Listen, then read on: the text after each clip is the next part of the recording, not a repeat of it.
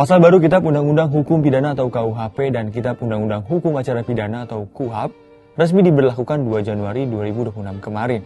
Alih-alih memberi kepastian hukum, aturan baru justru memicu kekhawatiran serius terhadap kebebasan sipil, terutama hak warga untuk menyampaikan kritik. Belum lagi kini, sejumlah aktivis dan pemengaruh yang vokal mengkritik pemerintah justru mengalami teror, memperkuat kekhawatiran bahwa ruang kebebasan publik kian menyempit. Bahkan sebelum aturan baru benar-benar diterapkan. Situasi ini menimbulkan pertanyaan besar, apakah ruang kebebasan publik semakin sempit? Menurut LBH Jakarta, KUHP baru memuat sejumlah pasal bermasalah, terutama pasal 240 dan 241 tentang penghinaan terhadap pemerintah atau lembaga negara. Pasal-pasal ini mengkriminalkan kritik, baik lisan maupun tulisan termasuk melalui media digital, dengan ancaman pidana hingga 4 tahun penjara jika dianggap menimbulkan kerusuhan. Meski dikategorikan sebagai delik aduan, pasal tersebut dinilai rentan disalahgunakan karena membuka ruang bagi pejabat negara untuk mengklaim rasa terhina, sehingga menciptakan perlakuan istimewa bagi penguasa dan berpotensi melanggar prinsip kesetaraan di hadapan hukum. Ancaman tersebut diperparah oleh KUHAP baru, khususnya pasal 100 yang mengizinkan penahanan terhadap terduga pelaku penghinaan meskipun ancaman pidananya di bawah 5 tahun.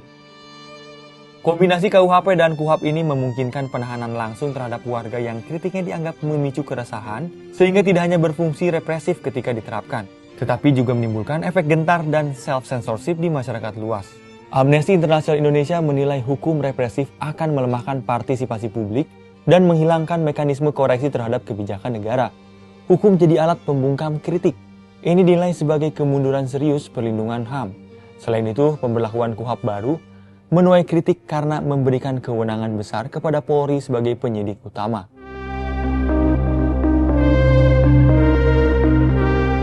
Ketentuan ini diatur dalam pasal 6 ayat 2 dan diperkuat oleh sejumlah pasal lain yang menempatkan seluruh proses penyidikan oleh penyidik pegawai negeri sipil atau PPNS dan penyidik tertentu di bawah koordinasi dan persetujuan Polri, khususnya dalam tindakan upaya paksa seperti penangkapan dan penahanan. Pemerintah dan DPR beralasan penetapan Polri sebagai penyidik utama merupakan amanat konstitusi dan putusan Mahkamah Konstitusi.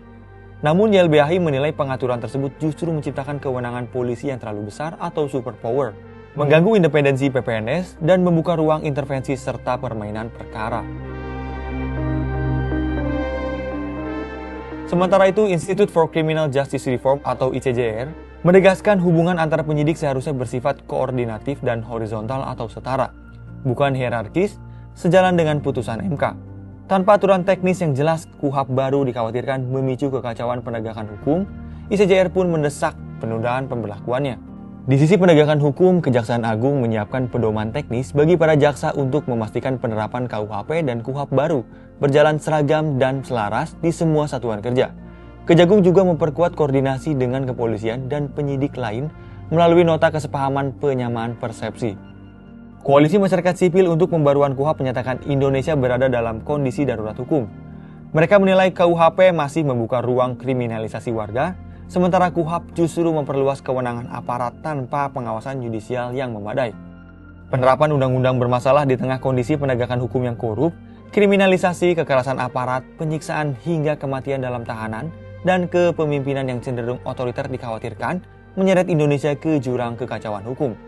YLBHI menilai alih-alih memperbaiki akar persoalan tersebut, KUHAP baru justru menambah kewenangan polisi, termasuk melakukan penahanan, penggeledahan, penyitaan, serta pemblokiran rekening dan akun media sosial tanpa izin pengadilan, dengan dalih subjektif yaitu keadaan mendesak.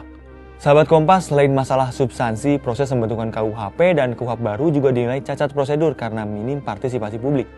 Kurangnya sosialisasi, belum terbitnya aturan turunan, serta ketidakjelasan masa peralihan antara aturan hukum lama dan baru berpotensi menimbulkan tafsir sewenang-wenang di lapangan, yang pada akhirnya menjadikan masyarakat sebagai korban salah tangkap, salah tahan, dan salah proses hukum.